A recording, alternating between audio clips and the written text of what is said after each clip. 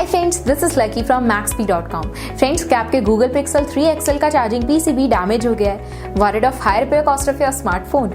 Don't worry, you can now buy a high quality replacement charging PCB for your original Google Pixel 3 XL at a very affordable price from Maxbhi.com and can fix your phone yourself at home or get it repaired by any professional very easily। जी हाँ दोस्तों, आप हमारी website Maxbhi.com से अपने Google Pixel 3 XL का नया charging PCB खरीद के बहुत ही कम दामों में अपने फोन को सही कर सकते हैं। This charging PCB is a 100% genuine quality product which works similar to your original product with a perfect fit for your Google Pixel 3 XL। इस चार्जिंग PCB को पहले हमारी क्वालिटी टीम द्वारा चेक और इंस्पेक्ट किया जाता है और क्वालिटी एश्योर होने के बाद ये चार्जिंग PCB आपको भेजा जाता है। साथ ही साथ Google Pixel 3 XL का charging PCB Maxbhi trust replacement warranty के साथ आता है, जिससे आप श्योर हो सकते हैं कि प्रोडक्ट खरीदने के बाद आपको कोई भी परेशानी नहीं आएगी। फ्रेंड्स, Maxbhi.com पर ऑर्डर करना बहुत ही ईजी और सिंपल है।